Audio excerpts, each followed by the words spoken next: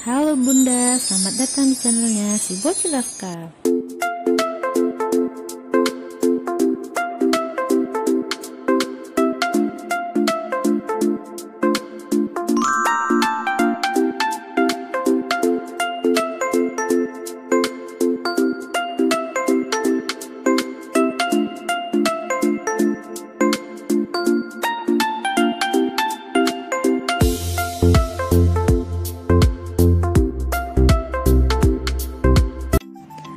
Halo Bunda, setiap pasangan tentunya mengharapkan kehadiran si kecil dalam rumah tangganya.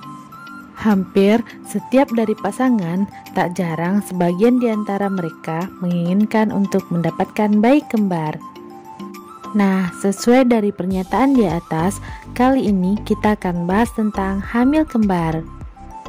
Jika Bunda dan pasangan sedang mengharapkan atau menantikan kehadiran bayi kembar, ada baiknya Bunda dan pasangan mengetahui beragam fakta seputar kehamilan bayi kembar. Hamil kembar dibagi menjadi dua jenis, yaitu hamil kembar identik dan hamil kembar non-identik. Hamil kembar identik terjadi ketika satu sel telur dibuahi oleh satu sel sperma. Kemudian sel telur yang sudah dibuahi tersebut membelah dan membentuk dua atau lebih embrio atau bakal janin. Pada bayi kembar identik, bayinya sangat mirip satu sama lain, baik rambut, wajah, kebiasaan, tingkah laku, bahkan jenis kelamin. Sementara itu, kehamilan kembar non-identik terjadi ketika dua sel telur dibuahi oleh dua sel sperma dalam waktu yang bersamaan, sehingga menghasilkan dua embrio atau bakal janin. Pada bayi kembar non-identik ini, wajahnya biasanya berbeda walaupun lahirnya barengan, baik kebiasaan dan lain sebagainya. Sebagian besar dari para bunda yang hamil kembar dapat menjalani kehamilan sehat dan tidak mengalami gangguan sehingga dapat melahirkan dengan lancar. Namun, tidak sedikit pula dari para bunda yang hamil kembar yang mengalami komplikasi saat kehamilan. Hamil kembar sebenarnya dapat diketahui secara pasti melalui pemeriksaan USG. Meski demikian, ada beberapa tanda yang bisa dilihat untuk memperkirakan apakah bunda sedang mengalami kehamilan kembar. Komplikasi kehamilan rentan terjadi pada wanita yang hamil anak kembar. Untuk itu, bunda harus perlu mengetahui tentang komplikasi atau resiko hamil kembar. Komplikasi atau resiko kehamilan kembar yang biasa terjadi pada ibu hamil adalah: yang pertama, tekanan darah tinggi. Tekanan darah tinggi ketika hamil biasanya meningkat hingga lebih dari 2 kali lipat jika bunda mengandung bayi kembar. Kondisi ini juga sering kali berkembang lebih awal dan cenderung lebih parah pada ibu hamil kembar. Jika tidak segera ditangani, tekanan darah tinggi saat hamil bisa menjadi ancaman serius bagi kesehatan ibu hamil, terutama jika berkembang menjadi preeklamsia. Yang kedua, preeklamsia pada ibu. Preeklamsia adalah kondisi ketika tekanan darah naik disertai adanya protein dalam urin ibu hamil. Kondisi ini umumnya ditandai dengan sakit kepala hebat, gangguan penglihatan, dan kenaikan berat badan yang cepat. Resiko preeklamsia 2 kali lebih besar terjadi pada kehamilan kembar. Jika tidak diobati, preeklamsia bisa berkembang menjadi eklamsia yang dapat mengancam jiwa janin dan bunda. Yang ketiga, persalinan prematur. Kehamilan kembar adalah salah satu faktor risiko kelahiran prematur. Penyebab pasti mengapa hamil anak kembar rentan lahir prematur tidak bisa dipastikan. Akan tetapi, ada beberapa kondisi yang dapat memicu persalinan terjadi lebih awal. Yang keempat, malposisi atau sungsang atau lintang. Mengandung bayi kembar akan meningkatkan risiko sungsang. Hal ini disebabkan ruang rahim menjadi lebih sempit karena kehadiran 2 atau lebih janin di dalam kandungan. Jika ruang rahim sempit, otomatis bayi akan lebih sulit untuk bergerak. Yang kelima, volume cairan ketuban tidak normal. Gangguan pada volume atau jumlah cairan ketuban merupakan komplikasi kesehatan kehamilan kembar yang sering terjadi, terutama pada janin kembar yang berbagi plasenta. Yang keenam, janin cacat fisik.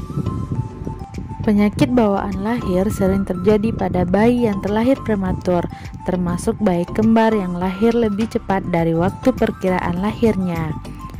Beberapa jenis penyakit yang cukup banyak dialami bayi kembar adalah penyakit jantung bawaan, gangguan pada mata, gangguan pendengaran, masalah pernafasan, dan gangguan tumbuh kembang. Yang ketujuh, terlilit tali pusat. Pada janin kembar yang berbagi kantung ketuban yang sama, risiko terlilit tali pusat mungkin saja terjadi.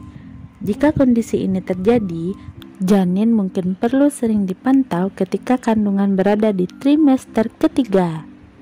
Yang kedelapan, diabetes ibu hamil. Kehamilan kembar juga menyebabkan ibu hamil lebih berisiko mengalami diabetes. Kondisi ini biasanya dapat ditangani dengan perubahan pola makan dan gaya hidup pada ibu hamil. Yang kesembilan, anemia. Semua ibu hamil bisa mengalami anemia, tetapi kondisi ini lebih sering terjadi pada ibu hamil yang mengandung lebih dari satu janin. Dibandingkan wanita yang sedang hamil tunggal, wanita yang hamil kembar biasanya akan merasakan: yang pertama, memiliki ukuran perut yang lebih besar. Ukuran perut ini sudah dapat terlihat sejak awal kehamilan. Yang kedua, mengalami mual dan muntah yang berlebihan pada hamil biasanya. Yang ketiga, penambahan berat badan yang drastis. Yang keempat, merasa lebih lelah. Yang kelima, merasakan sakit punggung yang muncul lebih awal dan rasanya lebih menyakitkan. Dan yang keenam, merasakan gerakan janin secara lebih dari dini, yakni trimester kedua. Bagi para bunda yang biasanya hamil kembar ini terjadi karena yang pertama, faktor keturunan. Dari faktor keturunan, kembar tidak identik dapat diturunkan dari pihak ibu. Kembar tidak identik diakibatkan oleh adanya dua sel telur. Kemampuan wanita untuk menghasilkan lebih dari satu sel telur saat ovulasi cenderung diturunkan kepada perempuan. Jadi, jika calon ibu memiliki ibu atau nenek yang juga kembar tidak identik, maka kemungkinan dihasilkan bayi kembar juga akan lebih besar. Yang kedua, etnis atau suku atau ras. Kembar tidak identik biasanya lebih sering terjadi pada etnis tertentu. Kejadian kembar tidak identik paling banyak dialami oleh etnis Afrika, sementara paling sedikit terjadi pada etnis Jepang. Di bagian Eropa Barat, kehamilan kembar terjadi pada 1 dari setiap 60 kehamilan. Sementara itu, di Nigeria, kehamilan kembar terjadi pada 1 dari 20-30 kehamilan. Tetapi, meskipun begitu, orang Nigeria yang tinggal di luar negara tersebut kemudian mengalami penurunan kemungkinan melahirkan anak kembar, sehingga tingginya kesempatan memiliki anak kembar pada etnis Afrika dicurigai lebih disebabkan oleh faktor pola makanan dan lingkungan. Yang ketiga, usia bunda lebih dari 30 tahun. Meski melahirkan pada usia tua memiliki risiko tersendiri, tetapi ternyata jika bunda hamil di atas 30 tahun, bunda mempunyai kemungkinan lebih besar untuk mendapatkan bayi kembar. Ini dikarenakan jika bunda berusia lebih tua, bunda akan cenderung melepas lebih dari sel telur saat ovulasi. Yang keempat, jumlah anak sebelumnya. Meskipun belum dapat dibuktikan secara ilmiah, tetapi jika bunda sudah berapa kali memiliki anak, maka kemungkinan bunda mendapatkan bayi kembar juga menjadi lebih besar. Ini karena sistem produksi bunda bekerja dengan bagus serta tidak ada masalah dengan ovulasi, sehingga kemungkinan menghasilkan lebih dari satu sel telur saat ovulasi menjadi lebih besar. Atau jika bunda sebelumnya sudah pernah melahirkan anak kembar, maka bukan tidak kemungkinan kehamilan selanjutnya juga akan kembar. Yang kelima, bayi tabung. Bayi tabung merupakan suatu teknik yang digunakan untuk membantu mereka yang didiagnosa kurang subur atau memiliki masalah pada sistem produksi untuk mendapatkan anak. Saat menjalani bayi tabung, sel telur akan diambil dari ovarium dan dibuahi oleh sperma. Seluruh proses ini dilakukan di laboratorium. Setelah itu, sel telur yang sudah dibuahi atau disebut embrio akan ditanamkan kembali ke rahim untuk kemudian dibiarkan tumbuh dan berkembang layaknya janin pada umumnya. Saat menjalani bayi tabung, biasanya lebih dari satu embrio akan ditanamkan di dalam rahim untuk meningkatkan kemungkinan program tersebut untuk berhasil. Tetapi bisa juga selain itu lebih dari satu embrio yang tumbuh menjadi janin. Inilah yang menyebabkan kehamilan kembar pada mereka yang menjalani proses bayi tabung. Mendapatkan kepastian bahwa bunda sedang hamil saja sudah merupakan hal yang mengembirakan. Tetapi bagaimana kalau bunda mendapatkan kabar bahwa ternyata bunda sedang mengandung hamil kembar? Apakah bunda akan semakin senang atau justru sedikit sedih atau panik? Apakah tentang mengandung anak kembar juga akan menjadi 2 kali lipat dibanding mengandung satu bayi saja? Itu tidak perlu takut atau dicemaskan. Risiko kehamilan kembar memang lebih tinggi dibandingkan kehamilan tunggal.